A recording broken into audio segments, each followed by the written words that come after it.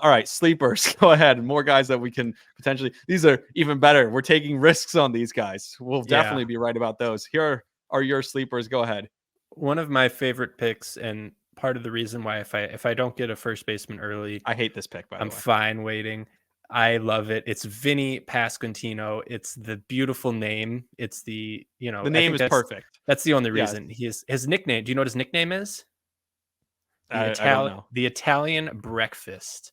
Oh, It's just I beautiful. love Like, it. it's great, right? And so the reason, so And his being from New ADP. Jersey, I'm sorry to say that I hate the pick. It's crazy. No, that's fine. I get it. You're just wrong. He came into, so his ADP right now is 170. He came into the league last year and he was like this hyped guy. Like, his prospect status was like elite. Like, he was one of the next guys in the league. And he came in and he tore his labrum a few games into the season last year. That's why his price is so low now. And I'd be lying to say that I'm not scared of the shoulder injury. Like, we've seen guys come back from elbow. Bryce Harper, Shohei Ohtani, like, they get Tommy John or their elbows out, they come back and mash. But shoulders, a little bit scarier. Like, Tatis has taken some time to kind of get his footing back after his shoulder. There's more going on in the shoulder. And so the torn labrum does scare me a little bit. He's not in the greatest park, right? I mean, it's one of the worst parks in baseball for power. But this is why I think he's a sleeper. The Royals, I think, are sneaky good. I've done an episode with that, or covering them, and I think they are going to be a good offense. I think So you people are think going to be like all of a sudden surprised. the worst division in baseball is just turning into the best division in No, no, baseball? Like, you love the AL Central. The AL Central is consistently awful. I'm not saying I love the AL Central. I'm saying this team could win, because what I think they won 57 games last year. I wouldn't be surprised if they plus 20, plus 25 that total this year. I Like, mean, yeah, wouldn't they bat get an no. eye. You're right. They set the bar so low that if they outperform it by 15 games, it would be incredible. But they'd still only win like 75 games. Yeah, I got you. No, we'll have to see this one, because I have huge faith in them. I think they're doing all the right things. But anyways, yeah, Royals are going to be sneaky good. He hits the ball hard. He's got a very high exit velocity. And the thing that I love about him is his floor is so tremendously high. He had an 11% strikeout rate and just a 9% and a 9% walk rate. That's a 2% difference. That's phenomenal. He had an XBA of 282. This guy's floor is so high. He just needs to prove the power is going to be back without the shoulder issues. I think if I see some healthy Vinny P in spring training, I think his draft stock's going to go up. And I think that's 170 is going to look like a steal. So his stock was really high last year, and I took him, and that's why maybe I'm a little upset.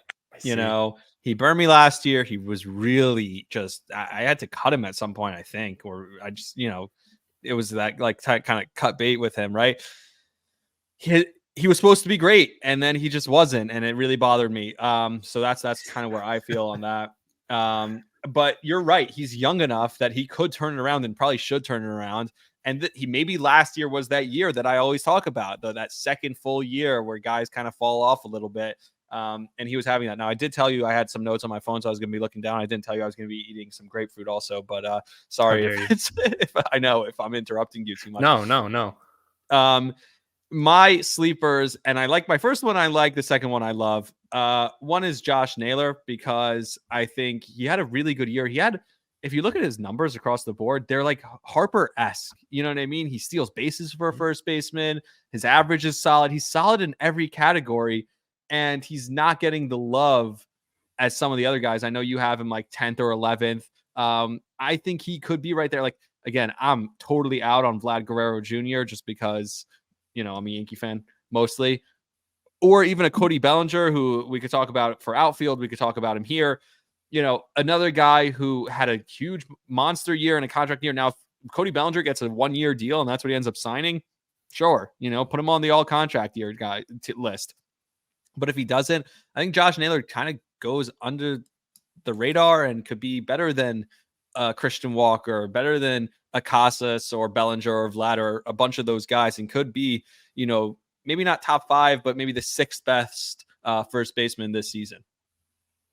Yeah, I think it's a good pick. I don't think he'll be better than Casas or Torque, but he hits the ball really well. He's got a great profile. I think he's got a good profile at first base.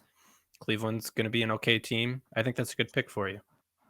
And then the last one is Ty France, another guy who his numbers got better at the end of the year, but really struggled. And he plays a ton. I think he played 158 games last year. He's still so young when you look at that. And his ADP, this is a deep sleeper because his ADP, I think I see it at like 300 something. He's only,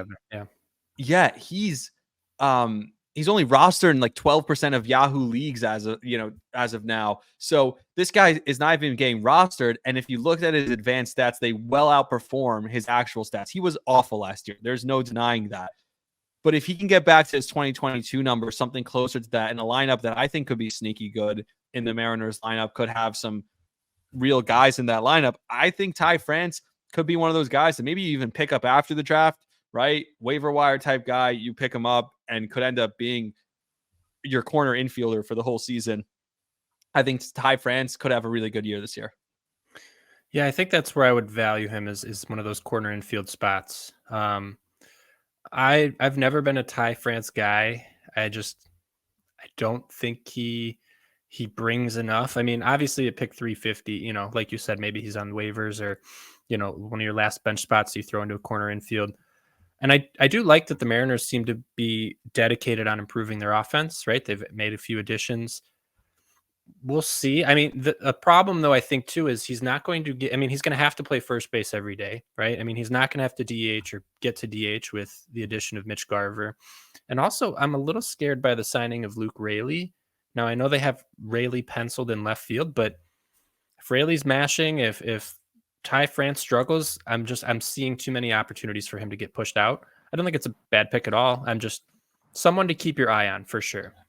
And I think if the opportunity is there again, like I said, 158 games last year, if it's there again, I like him. And that's kind of what I'm basing it on. That I just don't think, you expect things to come back to the means. Like his advanced stats, like I said, were better, outperformed his stats.